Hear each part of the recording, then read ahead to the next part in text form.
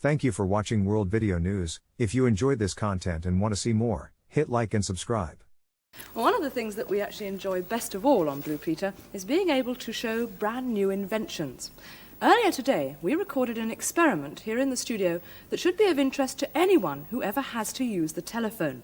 We started off with 2 telephones, and this one was perfectly normal.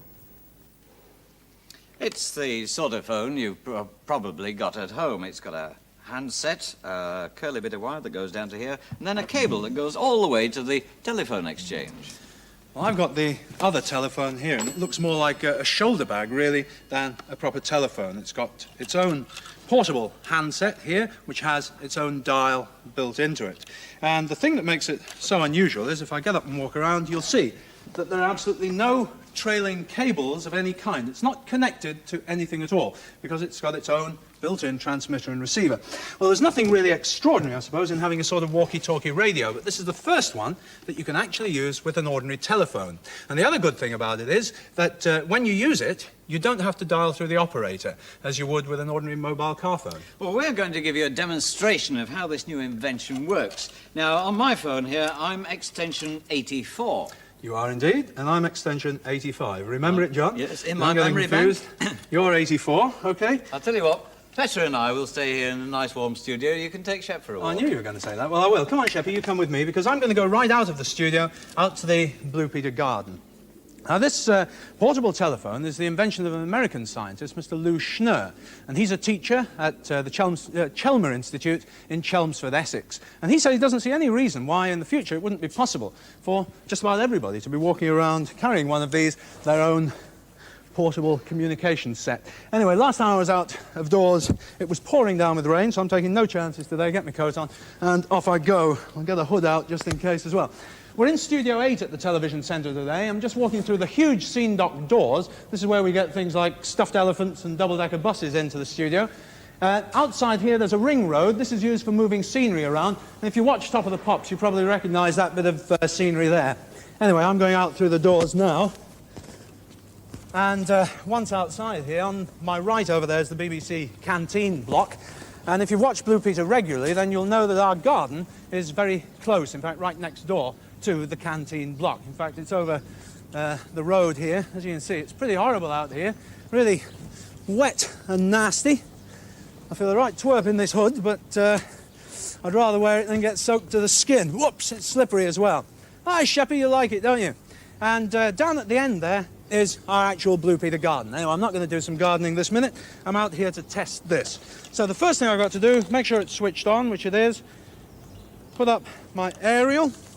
Now, 2 things I must do. First of all, by the magic of television, you'll be able to see Johnny waiting for my call at the same time as I'm speaking to you. So first of all, to make sure I've got a line, dial 0. That's the same as picking up a handset. That's it, I've got the line. Now, his number, 84.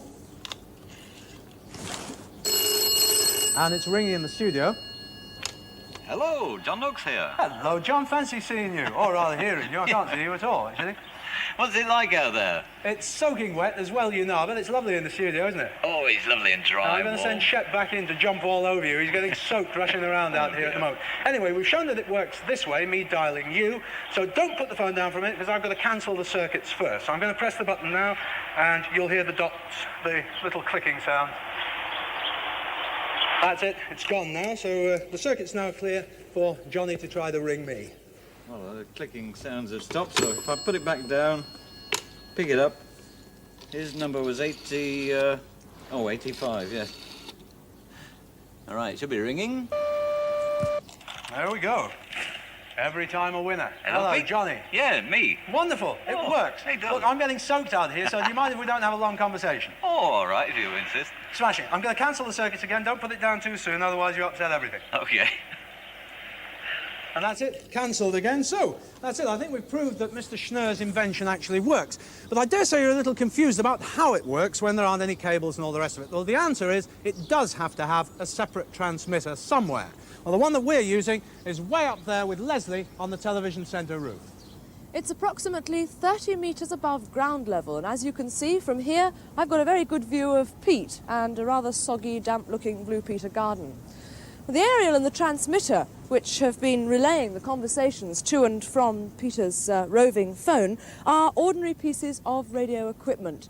The interesting piece is fitted in underneath the transmitter behind this plate here. There's lots of special circuits, and it's these circuits which have been dealing not only with the simple conversational side of the exercise, but also with the actual dialing mechanism part, and that is the tricky bit.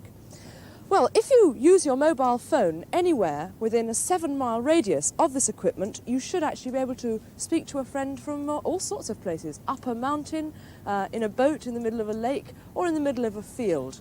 And I do think that this development is going to be a great boon to people who are very busy, but who need to communicate with people who are at a bit of a distance and who haven't got a proper telephone handy. People like businessmen and particularly farmers and doctors. Very good development indeed. Well, from here on the BBC Television Centre roof, it's back to down there in the Blue Peter Garden with Pete. Well, whilst we'd got our cameras out of doors today, it did seem the perfect opportunity to do a bit of gardening. I was actually going down there to do some digging and composting over in the plot. But I mean, it's ridiculous. It's like a major disaster area down here at the moment. It's very muddy, pointless doing anything, so we'll have to leave that till another day. Something I will point out, though, just whilst I'm out here, is the grass. Because if you remember, when we were out here during the summer, it was really very parched and brown. Well, now it's lush and green, so the rain's doing us a lot of good. For myself, I don't actually like it. The cameraman's nodding in agreement too, so... Thank you for watching World Video News. If you enjoyed this content and want to see more, hit like and subscribe.